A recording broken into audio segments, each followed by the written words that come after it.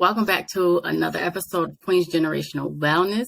With me, I have Erskine. He is a clinical case manager and a psychotherapist. Can you tell the people a little bit about yourself and where you're from? Great. How you guys doing? My name is Erskine Alexander. I'm originally from Columbus, Georgia, about an hour outside of Atlanta. Did my undergrad at Morris Brown College in Atlanta, and then I moved to New York City, where I'm at right now in New York, finishing up with my master's in 2001, social work. Working at Monty Hospital in New York City, over 20 years of service, and I'm also working as a psychotherapist for Santa Cecilia Incorporated, as well as Healing Springs for the state of Connecticut. So I'm moving fast. You're a little bit everywhere. A little bit everywhere. Yeah. So I had all the ladies, I had the ladies on. I had a mental health nurse. I had Rakia. We both know Rakia. Rakia is actually my cousin. Okay. So I had the ladies on, so I had to get a male's perspective. Sure. A male's perspective for mental wellness. Rakia taught me mental wellness the other day too. She said it's not mental health, it's mental wellness. So, I wanted to get a man's perspective and why men should see a therapist as well. Sure. You said why we should see a therapist? Yes. Yeah. I think what's going on in the world now, for years and years and years, as men, we've always been taught to be the warriors, to be the head of household, to take care of things at home, which is great. We've carried that for so many centuries. However, with times over the years, things have changed. Those stressors have gotten heavier. And because they've gotten heavier, and as men, sometimes we don't handle it the best way. We've cracked in certain areas, whereas we needed to get to a space where we could sit down and talk to other men or go see someone to let it be known that it's okay. For some men, they train with the notion of never, ever crying. You should never, ever cry. You're supposed to be a man. You're supposed to stand up top. But guess what? We all get broken sometimes. We all get hurt sometimes. We have emotions too, and it does not make us less than a man if we cry. It doesn't make us less than a man if we ask for help, but for so many years, we've felt like we had to carry the torch by ourselves. I think within the last 2 years with the whole George Floyd situation and what's went on in the world, if that's not enough right there to make you think about it twice as a Black man, and not per se going to therapy because there's a quote unquote problem. You're going to therapy to sit down and talk to someone who can share the same experiences, who deals with the same challenges, the same troubles, because I don't care what walk of life you come from. There's not a man on this planet, especially a Black man, that didn't feel a certain type of way watching that George Floyd tape. There's not a man on this planet that didn't feel a certain type of way watching the events of January the 6th. So, imagine the stresses of having to run your household. Imagine the stresses of having to be a father. Imagine the stresses of trying to maintain on your job. It doesn't mean that you have an issue. It doesn't mean that you have a problem. It's just that we all need someone to coach us along the lines, and we can get that from our peers. We can get that from someone that's going to say, "Hey, listen, it's okay to have that issue." So, yeah, I think it's very beneficial that men go to therapy. Or even support groups, to sit down and share with other men the challenges that they have. So, you're not in that, you're not in that boat by yourself. Right. I mean, that was definitely a good explanation, because I feel like a lot of times, even like some of my cousins, they hold a lot of stuff in. Yeah. And they're not talking to anybody. They feel like they can't talk to their spouse or they can't talk to their boys. So who do they talk to? Right. So it's definitely, that's why I want to do this, because I feel like it's not touched on enough, especially when it comes to the melanated man. It's not touched on at all, really. Right. Not from what I'm hearing, it's not touched on. It's not. It's not. And a lot of that is because of stereotypes, especially as African Americans. Therapy is not been something that we're quick to run to. I grew up in the South, so when there's a problem, you go to church. Well, we all found out in 2020, well, what happens when the church is closed? You know what I mean? The church is closed. You couldn't go to church. Not saying that you couldn't pray or utilize your higher power, but overall, you didn't have that particular outlet to go to. So where do you go to at this point? And going to therapy doesn't make you crazy. It doesn't make you soft. It doesn't make you lame. It doesn't make you a punk or nothing like that. And for years and centuries, that's how men felt. Oh man, if I go see a therapist, that makes me crazy. If I go see a social worker, that makes me crazy. And that's not the case. Right. Psychotherapists are just there to help you lay out the puzzles, the pieces to the puzzle that you already have. You're bringing the puzzle. You're bringing the pieces to the puzzle. We're just there to shift things around and help it be in order for you.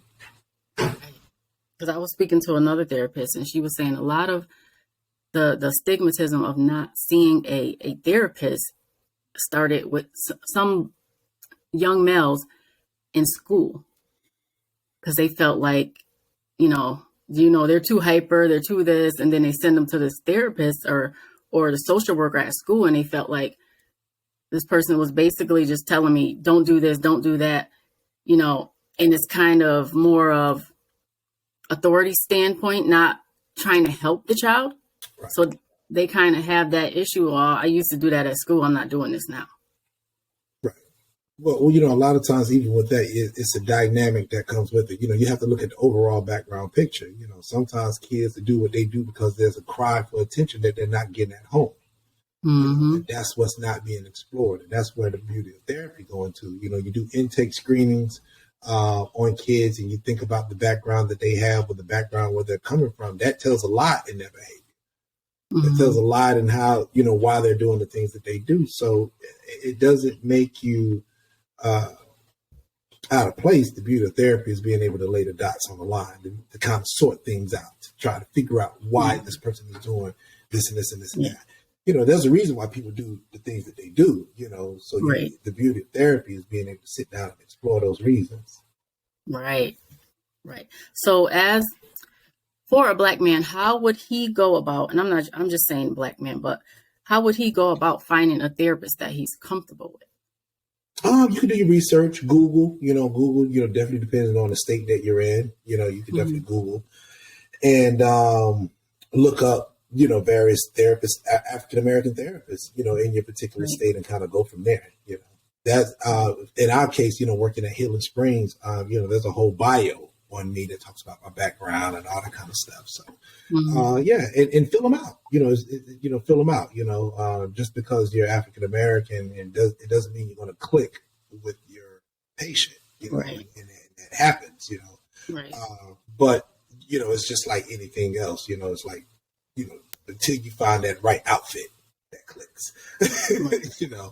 because once it clicks, and it doesn't take much. I'm knocking on wood, in my case, just being African-American male, I haven't had any issues when it comes to talking to other African-American men, but it's just a matter of making it work. And every therapist has their own style. They have their own genre and swag and how they do things to make their patients feel comfortable. So it just depends on the person. Right, right. Because I hear a lot of people, they're like, I don't want to go to the therapist because the therapist is not, they don't get it. They don't understand like certain things that go on within the Black community. Some people don't understand because they're not Black. Yeah, that makes sense. That definitely makes sense. And it's understandable, whenever you go into this line of work, you're all credentialed, you all go through the various internships, classwork, course studies, credentialed, and doing what you have to do to get credentialed to be in this field. So I'm not saying that you can't work with a Caucasian or someone that's Hispanic or anything of that nature. It's just that for us, it definitely fits better, when you feel like you can connect with someone of the same race who had the same struggles, who had the same challenges. So it does make a difference. It definitely does make a difference. But that doesn't take away from other clinicians as well being able to help you out with the problem. So true, so true. So I am so glad to get you on here and have this short discussion, but you said a lot. And I'm just hoping that, it helps someone, because at the end of the day, we're all human. People need people. And sometimes you just need to go talk to someone and get some stuff off your shoulders. Yeah, I did a workshop in Hartford this past weekend. And, one of the things that I explained to the staff that was up there was, when you go to the barbershop, when men go to the barbershop, that's our time to fellowship and talk reckless a little bit, and just really, really sharing our feelings, And I must say, for our men that are watching this podcast, definitely there's nothing wrong with talking to someone. It doesn't make you lame. It doesn't make you soft. It doesn't make you a punk or nothing like that. We do the same thing in the gym. We do the same thing in the gym. I'm a gym rat. I'm about that life, because as part of physical fitness, you have to make sure that your mental is right. You know what I mean? Right. And that's been a huge help. That was one of the things that I started to take very seriously, especially in 2020 when the pandemic hit.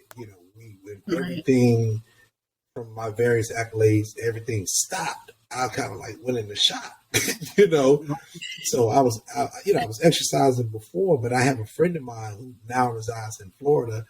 He said, "Listen, Erskine, man, we got to keep it going," because for him, he admitted he suffered from anxiety. He has a diagnosis of being, suffering from anxiety. So he's like, "We got to keep it going." So we exercised every single day, probably like 6 days out of the week. And the beauty of that was just good conversation.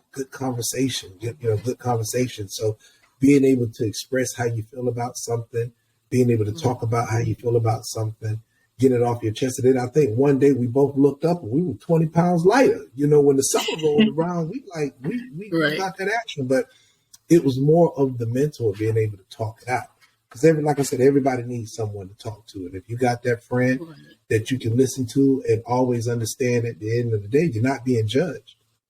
Right. When people be resistant to going to therapy because they feel like they're gonna get judged, and that's not what it is. That's therapists don't judge you. Say it one more time. One more time. Say it one more time. Yeah, one more time. Okay. Say it one more time. Don't judge you. You are not judged when you go to therapy. You are not judged when you go to therapy. So, and also it's strictly confidential. So your wife can't call and ask about it. Your husband can't call and ask about it. They can't call your therapist and be like, "Well, what did they talk about today?" Can't do that. What did they say about me? What did they say about me? What was the conversation about? So you can't do that. So that's the beauty of therapy. Everything is strictly confidential. So. Yeah, so, and it's good. We live in times now where everybody needs someone to talk to. And it doesn't have to be a problem. It doesn't have to be that you're depressed. It doesn't have to be that you're anxious. It doesn't have to be that you're angry. It doesn't have to be that, you're going through whatever. You could just need someone to talk to just share your experiences. Right. Because right. I don't think, the first person to say that. The first person to say that. Each person that I had on that was touching on therapy, they said that it doesn't have to be, it's the end of the world for me right now. It could be, I just need someone to talk to. Yeah. And that's it. Yeah, and that's the beauty of it. That's the beauty of it. Yeah. So as long as you utilize those services, utilize those resources, and take full advantage of it. Right. Because, like I said, with the pandemic, I think the pandemic kind of pushed everybody to the point of saying, "Listen, I know I need somebody to talk to right about now." Right.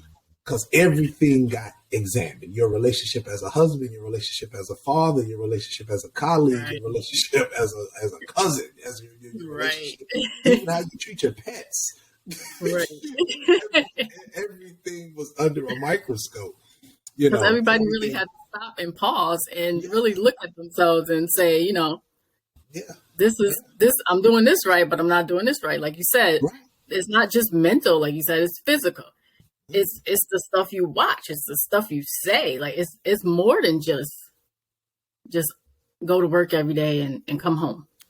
So everybody had to stop and really look at themselves. They really did. And then you find yourself doing an inventory on yourself. And what I mean by doing an inventory on yourself is thinking about, is this where I really, really want to be? Do I really, really want to be here? And then for some people, some relationships ended, for some relationships, they got stronger, for certain people that always want to do this and do that, sometimes just being in the comfort of your home, you started to appreciate that better. You know what I mean? Right. So, you did an inventory on yourself across the board. What can I do to be a better parent? Because for people that are parents, their kids that had to do remote learning, you had to learn a whole new routine with that. That was a whole new style and, and trying to get your kids used to a computer. I remember one time just to give you an example, I was jogging with my friend, you know, and my mom calls me and she's doing the remote learning with my niece. And she's like, I don't know how to log on this computer. You know, so now you got to mentally try to explain to a 60-some-year-old person how to log on to a computer to help a 7-year-old. So, and the kids don't know that when they're that young, they don't know. They know playing on the phone. They don't know how to log into a computer. They don't know. And you know, for myself, you know, I have a teenager. So imagine, you know, her not being able to engage in social activities with her friends. That was a shell shock, and having to explain why this is happening and not even have all the answers yourself. It was a learning curve for all of us. It definitely was. And I'm kind of, I'm not glad that it happened, but I'm kind of glad that it happened because a lot of people had to really look at themselves and really sit down and say, this is not working. Yeah, it wasn't. You know, and when you say that, you know, it could be, you know, relationships, you know, it could definitely be relationships, you know, no shade to some of the husbands that got wives that can't cook, no shade to the wives that got husbands that can't cook. You know, you found out a lot of things, you know, a lot of things that could kind of get shoved up under the rug and you didn't have to deal with the issue because you was out of the home or you was working or whatever. And you really, really found out that you really, really needed to have your own space at times, you know. So, and then some people, like you said, they got stronger because I could definitely see the shift in my family. So it was just yeah. But I want to thank you for coming because, you know, we're going off topic. So listen, you got my number. You know, you have my number, and feel free to talk. And I thought this was absolutely amazing, and I thank you for allowing me to be a guest on your podcast. So this was amazing. So thank you again. Thank you. I appreciate it. Appreciate it so much. And I want to thank everyone for listening and watching. And I'll check you guys out next time.